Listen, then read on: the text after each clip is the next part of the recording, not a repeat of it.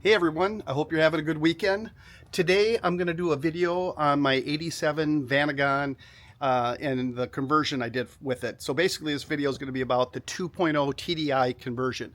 And I went through a company called Boxeer, Boxeer, and I'm going to tell you about my experiences and things to look out for when you do this conversion. So the first thing is the engine sits higher than the original engine, so this little bump out had to be made in the engine cover, and I'll take that off for you guys so you can see the other side as well, plus then we can see the engine too. What am I doing wrong here? Okay, one sec. Put this on here maybe.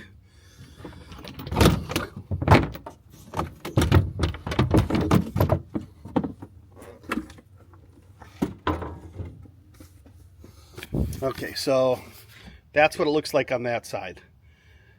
So it's all built out, insulated and whatnot. Now, the problem with that is, you know, what do you do with the pillow, the cushion that goes back there? Well, I had to have this thing modified as well. And I don't know how you guys sleep, but that's usually where the head goes on this end and your feet go on the other end, so it's not comfortable. So I recently ordered, let me flip this around here. So I recently ordered off of Go Westy there's a cushion yet. It's a 2-inch cushion that goes on top of the one I already have and makes it more comfortable. So that's coming, but it's not cheap. That was like 250 bucks or something like that. But let's talk more about the engine now and what's good and what's bad. So here's the engine. Here, wait a minute now.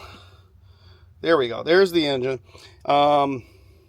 Things that had to be done. So, you know, some of these sensors didn't get plugged in because you don't need them for this. That's pretty normal. I have AC both here, you know, up here, and I also have it in the front, that small car kit I did. And so I have two AC systems. So all these lines had to be professionally made to be able to work with, you know, this engine with this vehicle. This here, the intake, was actually higher, came up higher, and if you can see these welds in there, I don't know how well you can see that, but that was all cut and then angled over and then re-welded so to give us a little bit more clearance there. So that had to be done. Boxeer did that. When I got the vehicle back from Boxeer, it wasn't really in running condition. There was a lot of things that had to be done. You know, it wouldn't start if it was cold. Boxeer's fix for that was get a new battery and starter reset, but that wasn't the problem. It was the glow plugs not turning on. And we've got them to turn on now.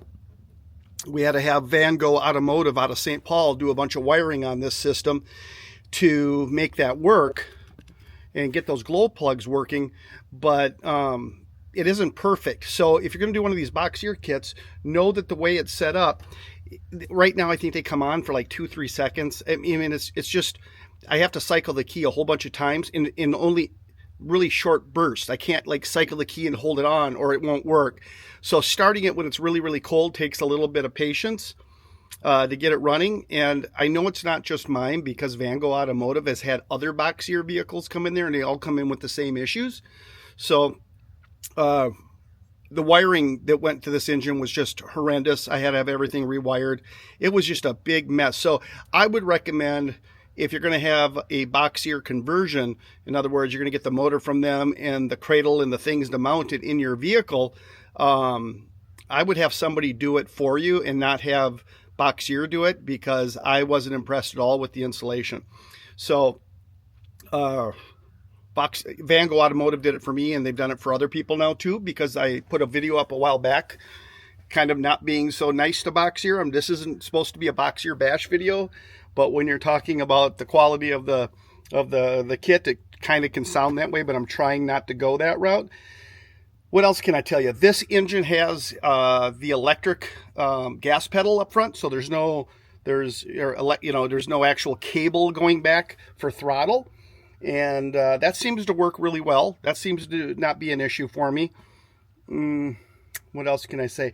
There is an intercooler underneath it. It's about in the middle of the vehicle, and the fan is loud, and it's always on. So when your key is on, that's on. That's how Boxeer did it, and that's how it's been staying that way. This is loose in here. Whoops, sorry guys. Let me flip this around here. This is the dipstick. It's loose in here. I wish there was a way to make a more solid mount for that, and there probably is, and we'll figure that out at some point. But what else can I say about this kit? When I got it back, the intake leaked. It was a brand new crate engine. I had an injector leaking. I'll show you the bottom of it. This is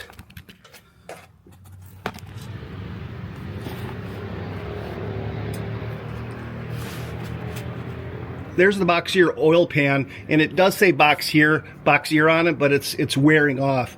But that's what the bottom of the engine looks like, and it looks like I got a little bit of a leak coming from that oil pan.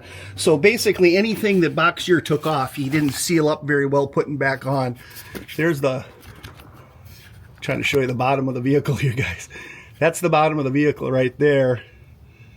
That's what a Syncro looks like if you haven't seen the bottom of a Syncro. Yeah, you know, got Fox suspension down here. These are the heavy duty, bigger axles on here. They've been good so far. Just the only issues I've had with this thing has got to do with the conversion. Otherwise, everything's been really, really good. So I'd be careful doing the conversion. There's a company on the East Coast, and there's probably tons of them all over the country, but there's a company on the East Coast that does a diesel conversion in these, and that diesel conversion, you don't need to have the build out up here. It's not the 2.0, it's a smaller one, but I should have went that route probably and not had to have that build out. And I guess the job they do, everything's just rock solid when they're done, and that's pretty cool. So anyway, that's that.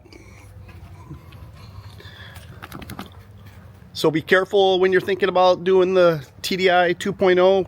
Find a reputable company to install it if you get one from Boxeer. Like I say, I used VanGo Automotive out of St. Paul. They're amazing. They know this system really good now because they've had a couple in there and have had a chance to figure out the bugs. I know they called Greg over at Boxeer with a lot of questions, you know, and Greg didn't have an answer, it sounded like, for anything. So I don't know. I think he's good at making, you know, the kits, but maybe not so good at figuring out the wiring and all the other things. So be careful if you're going to use him, because I can't tell you how many thousands and thousands and thousands of dollars on top of paying him the almost $20,000 to get this thing running right. And still, I wish it started better when it was cold. So anyway, guys, have a really great rest of your weekend, and I hope this was a little bit helpful if you're thinking about going this route. And if you guys have specific questions that I didn't answer in here, please leave them down below in the comments, and I will answer all the questions.